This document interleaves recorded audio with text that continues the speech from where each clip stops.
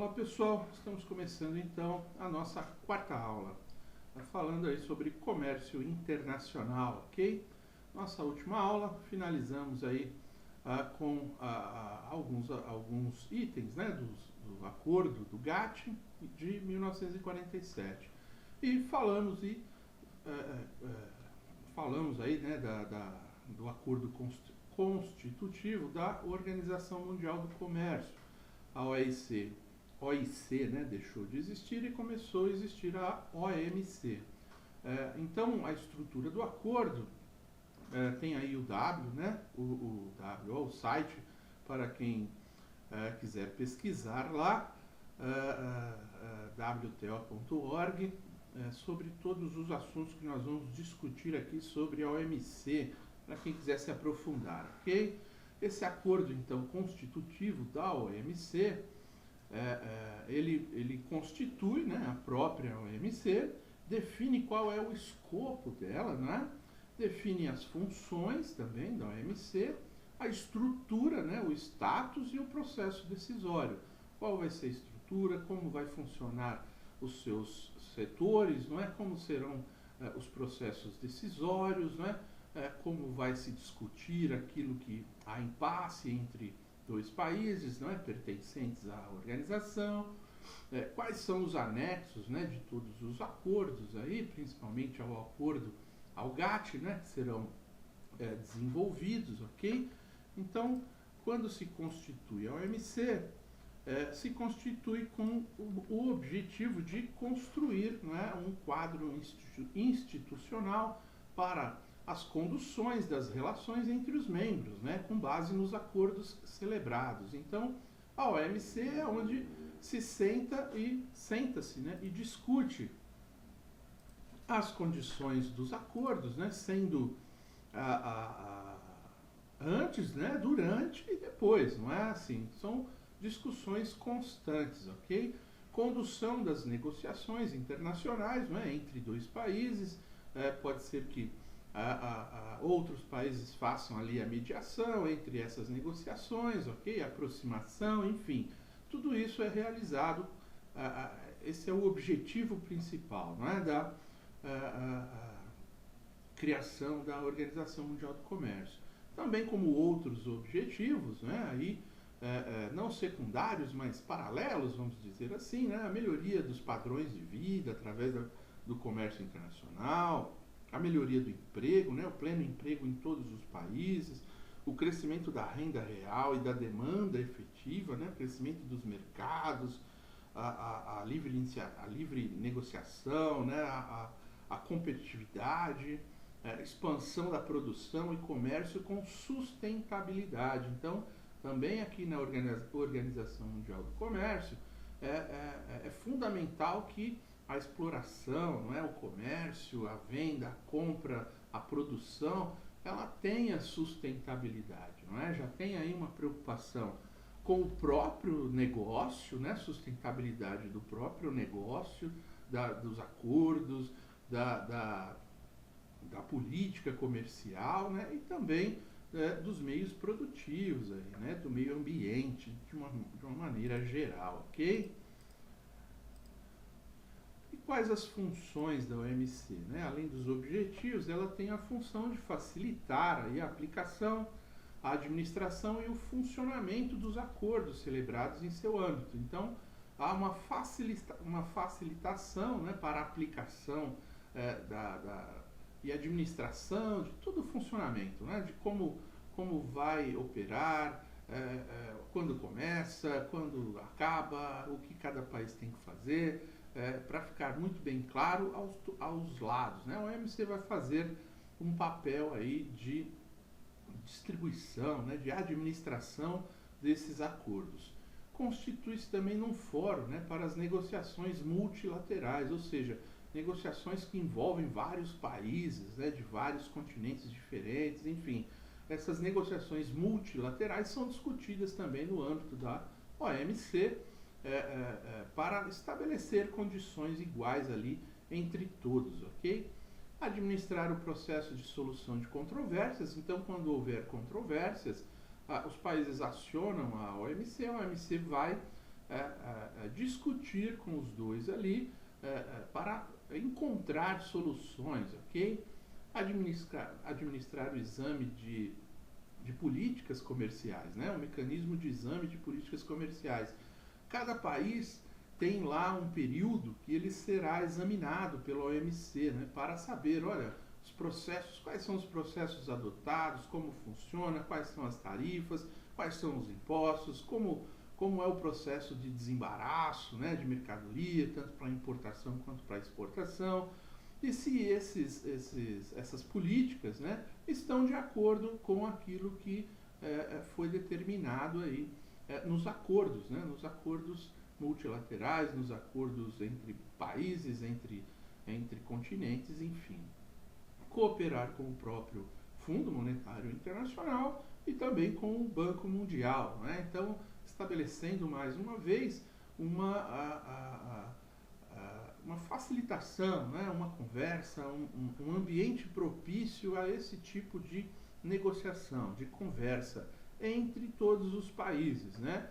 Com o olho sempre no comércio internacional, a evolução do comércio internacional, ok? Muito bom. Como funciona então, né? De forma bastante simples, a estrutura do OMC. Então temos a conferência ministerial, né? Onde participam aí os ministros, né? De todos os países, né? Que são membros.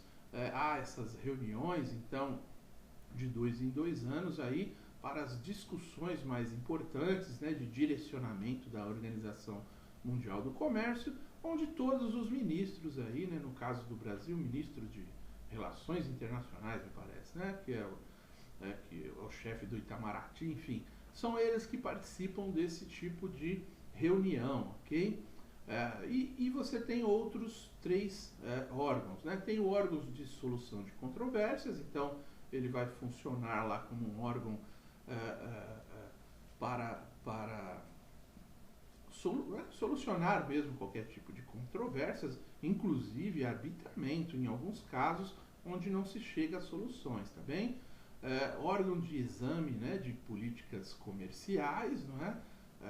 Vai examinar aquelas pesquisas dentro do país, né? Alguns países isso é feito com mais intensidade, não é? Em países onde já funciona muito bem, com menos. Então, uma pesquisa a cada 5 anos, num país onde essa política comercial precisa ser mais bem entendida e mais aprofundada de ano em ano, ou de 2 anos em 2 anos, enfim, de acordo com a informação que o próprio país, o nível de comércio que ele estabelece com o mundo, é fixado aí por esse órgão, né? Esse tipo de pesquisa, profundidade, como vai funcionar isso. E tem o Conselho Geral. O Conselho Geral é onde funcionam todos aqueles que estão abaixo dos ministros, né? Eles vão se reunir com mais intensidade, não de 2 em 2 anos, né? Eles estarão lá dia a dia, representando o seu país nas discussões diárias dentro da OMC, ok? E esse Conselho Geral também terá subordinado a eles aí outros 3 conselhos, né? Um Conselho de Comércio de Mercadorias, né? Que terá lá os seus comitês, os seus grupos de trabalho para evoluir as questões de comércio de mercadoria. O Conselho de Comércio de Serviços também, né, terá seus vários comitês e também vários grupos de trabalho, né, voltados à evolução para esse tipo de comércio. E o Conselho dos Direitos de Propriedade Intelectual, não é, que controla aí de alguma maneira, né, essa propriedade intelectual entre as discussões aí de vários países, ok? Então, uma estrutura da OMC, de forma bastante simplificada, como ela funciona, tá bem? E dentro do acordo constitutivo da OMC, vieram alguns anexos, né? O anexo do acordo, o anexo 1, ele não tem um nome, ele tem 3 anexos dentro dele, né? Um A, um B e um C. Trata basicamente aí das negociações, né, de bens, de serviços, de direitos de propriedade. Cada um desses anexos, um A, um B e um C, é responsável por um tipo de um tipo de serviços, né? Ou de bens ou de propriedade, tá bem? E serão aí itens que nós vamos aprofundar mais adiante. O anexo 2, né, o entendimento relativo às normas e procedimentos, das soluções de controvérsias, né, como é feita as soluções, como não é. Então, o acordo constitutivo, ele tem dentro dele todos esses anexos, ok? O anexo 3, né, o mecanismo do exame de políticas comerciais, e o anexo 4, os acordos, né, de comércio plurilaterais, não é? Comércio de aeronaves civis, por exemplo, as compras governamentais, como isso tudo deve ser estabelecido, né? Produtos lácteos sem vigência desde 97, carne bovina também, tecnologia da informação. Então, isso aqui constantemente, de acordo com aquelas reuniões, daqueles comitês, as reuniões bianuais aí, né? Conforme isso vai acontecendo, isso vai se alterando, tá bem? Então, nós estamos dando aqui um momento fixo que isso pode, de tempos em tempos, ir se alterando, e melhorando, e aprofundando, de acordo com as reuniões da própria, que vão acontecendo dentro da Organização Mundial do Comércio, tá bem? Estamos citando aqui alguns exemplos.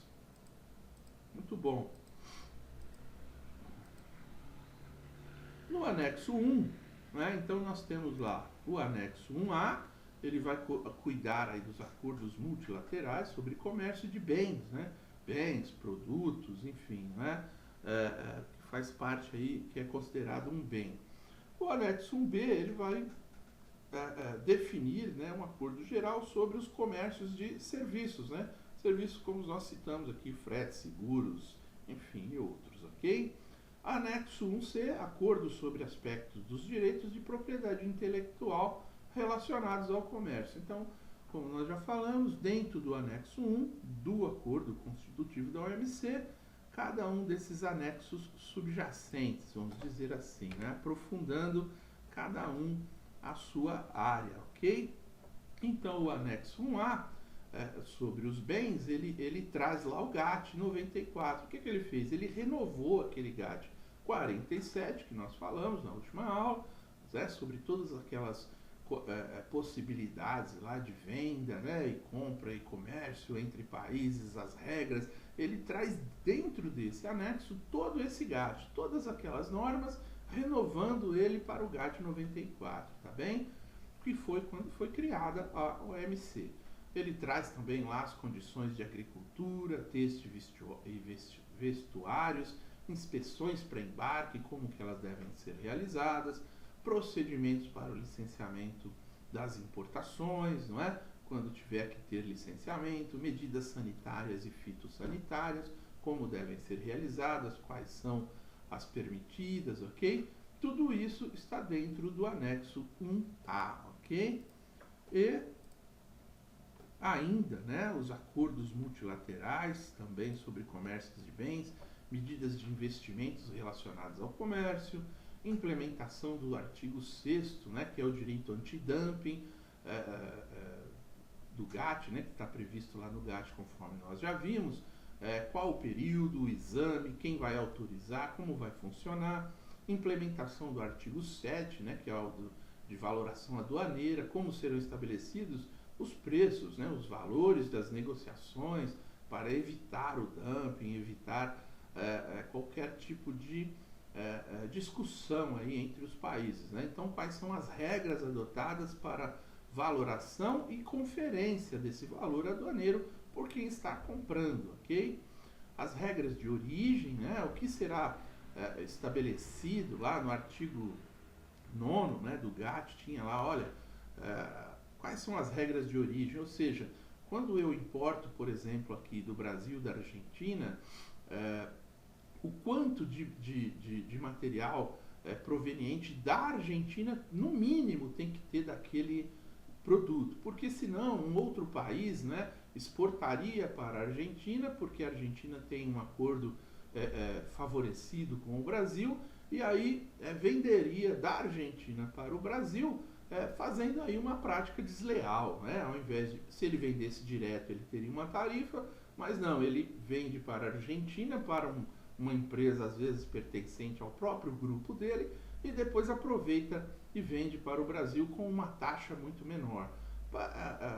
Para que seja esse tipo de taxa melhor entre Brasil e Argentina, para que ela seja eficaz, né, essa taxa comum, né, taxa externa comum, para que ela seja melhor aproveitada, é estabelecido lá, olha, esse produto ele tem que ter no mínimo 50% de produtos provenientes da Argentina. O que vier de fora não pode ultrapassar um limite de 50%, por exemplo, tá? Existem várias regras de origem para vários tipos de produto, tá bem? Subsídios e medidas compensatórias também são tratados lá, né? Quais são as áreas que serão subsidiadas pelo país, né? Antes de produção e depois, né, para os compradores, quem comprar aquele produto, que tipo de compensação ele terá internamente, enfim, mesmo sendo mais caro do que produtos externos, quais são as regras permitidas aqui e também para salvaguardas, né? Para salvaguardas, aí, quando você vai poder utilizá-las, qual o período, né? Qual o tipo de impacto que você está sofrendo, que você pode pedir uma salvaguarda. Uma salvaguarda é assim, você tem um acordo com um determinado país de uma taxa lá. Porém, internamente, você vai ser obrigado, ocorreu alguma convulsão, alguma coisa que mudou a estabilidade daquele produto, e se você permitir que continue aquela taxa, você vai prejudicar o seu mercado interno. Então, o que você faz? Você pede uma salvaguarda, eleva a tarifação, por exemplo, daquele produto, ou inibe a exportação dele, para que o seu mercado interno não venha sofrer a falta desse tipo de produto. Isso é permitido por um tempo, depois daquele tempo você retorna a sua taxa comum lá, taxa externa comum que você tinha antes, depois que passar esse período. E esses acordos são todos feitos dentro da Organização Mundial do Comércio, tá bem? O GATT 94, né, e o comércio multilateral. Então, como falamos, o GATT 94 ele trouxe alguma inovação, mas ele basicamente renovou o mesmo GATT lá. 47 é o mesmo, tá? Só que muda aí, vamos dizer assim, é a capa, né? O jeito de se escrever, é uma renovação de um acordo já existente. Quais são os princípios, né? Continua lá a não discriminação, né? Aquelas cláusulas de nação mais favorecido, o que eu dou a um, eu tenho que oferecer aos outros também, não é? Tratamento nacional também, diferente aqui, tratamento nacional de regra de origem, tá? Aqui a regra de origem é para que não haja práticas desleais, onde há taxas mais atrativas, né, de comercialização entre países e blocos e outros acordos. Tratamento nacional aqui é para se evitar que, olha, eu só compro se esse produto for transportado, por exemplo, por navios brasileiros ou transportes brasileiros, empresas nacionais, enfim, esse tipo de coisa, tá? Obrigatoriedade do limite tarifário, né? Assim, o limite tarifário ele vai valer para todos, né? Então é estabelecido lá, ora, a tarifa vai variar de 0 a 150%, sei lá. Então é esse limite, ninguém pode colocar nenhuma tarifa acima disso, tá bem? Para nenhum país. Então, ou aquilo vale para todos ou não vale, tá bem? Eliminação das restrições quantitativas, né? Assim, limitar, exterminar essas coisas de cotas, de quanto pode, quanto não pode, períodos, enfim, né? Total transparência entre os países, né? Como falamos lá, quais são suas políticas, isso tudo tem que ser publicado lá na OMC e todos têm que conhecer. E estabelece lá também na OMC quais são as línguas oficiais lá, né? De inglês, espanhol, francês, enfim, para os acordos lá que são determinados, ok? As línguas oficiais, se não me engano, exatamente essas três que eu falei, porque está em Genebra, né? Muito bom. Quais são as exceções gerais aí que constam lá ainda no GATT, né? Renovado 94? A proteção, né? A moral pública, óbvio, né? Todo comércio internacional ele tem que seguir a moral pública. à saúde e à vida das pessoas, animais e vegetais, né, proteção ao meio ambiente e às pessoas, ao tesouro nacional, artístico, histórico ou arqueológico, enfim, todo esse tipo de comércio tem que ter uma proteção, uma proibição, e isso também está dentro do acordo que deve ser, que não é permitido realizar. Importação e exportação de ouro e prata, né, isso também tem que ser protegido dentro dos comércios internacionais, para que não haja aí o que já houve no passado lá, né, quando nós discutimos lá do mercantilismo, enfim. Produtos fabricados em prisões, né, quais são as regras, como é feito, enfim, isso tem que ser muito bem claro. Conservação dos recursos naturais esgotáveis, né, rios, petróleo, enfim, como deve ser conservada a natureza, a madeira, enfim, tudo isso faz parte, né, tem que haver um protecionismo, vamos dizer assim. Os países têm o direito de criar proteção em relação a tudo isso aqui que está sendo discutido, né? Medidas decorrentes de acordos internacionais. Então, se eu tenho acordos internacionais, eu posso criar uma proteção ali para proteger o próprio acordo, né? Enfim, para que eu tenha algum tipo de benefício com aquele acordo já fixado.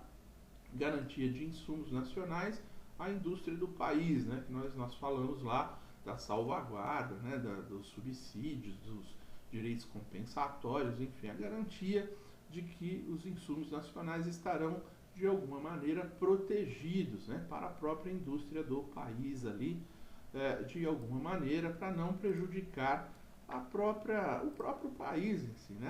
A soberania do próprio país, ok?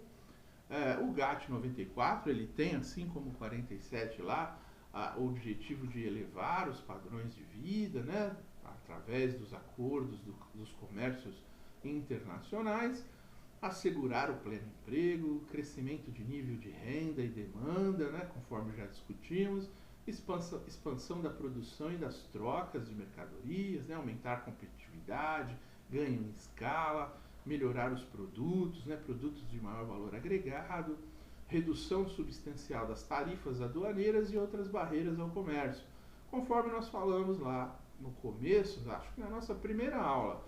A tarifa no Brasil, nos países desenvolvidos principalmente, ela tem uma função extratarifária, né? O país ele não tem a intenção de ganhar dinheiro com essas tarifas, teoricamente. O mais importante ali, a tarifa, é para seguir os procedimentos administrativos, aduaneiros, fiscais e arcar, né, com esses custos, né, dessa estrutura administrativa, ok? E a eliminação do tratamento discriminatório em matéria de comércio internacional, conforme já falamos, o GATT 94 reforça aqui a não discriminação, não é? Todos os países têm o mesmo direito dentro da OMC. Aquilo que eu ofereço a um, eu devo oferecer aos demais, ok? Há exceções aqui quando nós falarmos aqui mais adiante a respeito de cláusulas preferenciais, né? Sistema geral de cláusulas preferenciais, mas isso mais adiante nós vamos digerir, tá ok? Muito bom.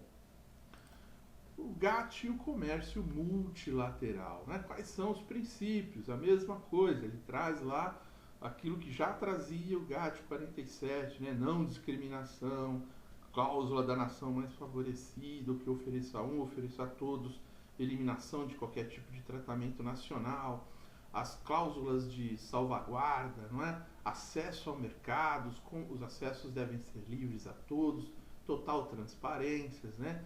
Países em desenvolvimento, como eu falei, nós vamos criar algumas regras específicas para que eles possam participar dos mercados, não é? Então, dentro da OMC, existem países que têm um comércio internacional gigante, são países bem desenvolvidos e outros nem tanto.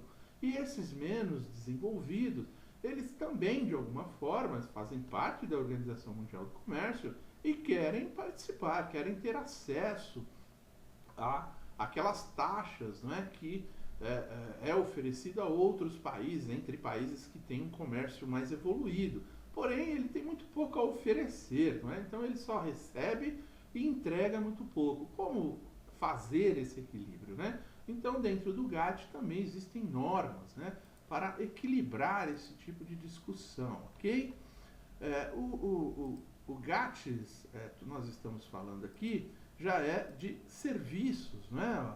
Você vê que nós mudamos aqui o GATT para GATS, né? O GATS aqui, no caso, a mesma coisa, né? Ele está seguindo o que é feito lá para bens e produtos. Aqui já é aquele acordo anexo A 1B, né? O 1A trata de bens e 1B de serviços. Então, o que vale para bens, vale para serviços também, tá bem? Não discriminação, né? Cláusula de salvaguarda, enfim, tudo que já falamos, né? E quais são os serviços abrangidos aí dentro disso, né? Nós citamos apenas dois, aqui tem mais, profissionais de consultoria, comunicação, né? TV, rádio, telefone, enfim, construção e engenharia, não é? Qualquer tipo de serviço nessa área, não só os bens, né? Mas isso é basicamente serviços de educação, serviços ambientais, financeiros e seguros, turismo, transportes, né, internacionais, enfim. Alguns exemplos aqui de tudo que está inserido no acordo 1B, ok? E as modalidades do serviço, né? Quais são as modalidades que existem? Então, existem serviços de território, né, de um membro da OMC para qualquer outro membro, não é? Que faz parte da OMC. Existem no território de um membro, há consumidores de qualquer outro membro, então, às vezes eu estou no seu território, mas eu ofereço aquilo para vários outros países, né? Eu tenho uma filial no seu país, por exemplo, na Itália, que fornece serviço para toda a Europa, ok? Também está regulamentado lá dentro do GATS, né? Prestadores de serviços de um membro presente no território de outro. Ou seja, quando eu mando, né, um prestador de serviço meu, por exemplo, eu vendo uma máquina para a Europa, eu mando um profissional meu aqui para a Europa para a realização de um tipo de serviço lá. E isso também tem que estar regulamentado, como isso vai funcionar, como vai cobrar, quais são os impostos, quais são as práticas, ok? Prestador de serviço de um membro através da presença de pessoa física no território de outro membro. Então, às vezes, não é nenhuma pessoa jurídica, é apenas uma pessoa física que eu tenho lá que presta serviço. Como isso também vai ser regulamentado, será cobrado, como funcionará. Então, o GATS, esse acordo 1B, ele estabelece todas essas condições, tá bem? E também tem as suas exceções gerais lá, né? Assim como no comércio de bens, algumas proteções, nós temos aqui também o GATS, ele também impedirá medidas, né, que protejam aí a moral e a ordem pública, ou seja, qualquer medida contrária à moral e à ordem pública será banida, né, será protegida, né, pode haver aí um processo de protecionismo, protejam também a vida e a saúde, previnam práticas fraudulentas, garantam privacidade ao cidadão e garantam integração econômica, ok? Então, assim como na comercialização de bens, na comercialização de serviços também, temos que seguir as mesmas normas, as mesmas regras e saber o que é permitido e o que não é permitido, ok? Então, dentro do comércio, como nós falamos, dentro do acordo constitutivo da OMC, temos todos aqueles anexos, não é? Entre os mais importantes do anexo 1, né? Anexo 1C, o 1A para bens, 1B trata dos serviços e 1C vai cuidar aí dos acordos sobre direitos de propriedade intelectual, né? Relacionados ao comércio, tudo aquilo que é pertencente a seu país, né? Marcas e patentes, não é? Direito autoral, enfim, né? Tudo isso vai estar no acordo 1C. O acordo constitutivo da OMC, anexo 2, que vai tratar as controvérsias, não é? O tribunal, como serão julgadas, como serão negociados, como cada país vai representar, né, um outro, vai fazer uma reclamação, e como isso será tratado dentro da OMC, ok? E o acordo constitutivo, o anexo 3, não é? Ele traz lá os exames das políticas. Quando cada país será investigado, quando será visitado, o que é permitido, o que não é permitido, o que cada país deve adotar, qual o período, né? Qual o tempo que ele tem para se adequar àquela situação que não está em acordo com os demais países, ok? Esse tipo de coisa. E finalizando aqui essa aula, as rodadas temos aí, vocês poderão ver lá no site, não é? No wto.org lá, somente trazendo aqui então as conferências ministeriais, né? Em 94 foi criado lá então a OMC e depois disso foram ocorrendo em Singapura, em Genebra, Seattle, Doha, Cancún, aquelas reuniões ministeriais, ok? Hong Kong, Genebra, Bali, Nairobi, né, aí 2015, já está agendado para Buenos Aires em dezembro de 2017, ok? As reuniões, todas as negociações, as rodadas, né, assim como é chamado esse tipo de negociação na Organização Mundial do Comércio, tá bem?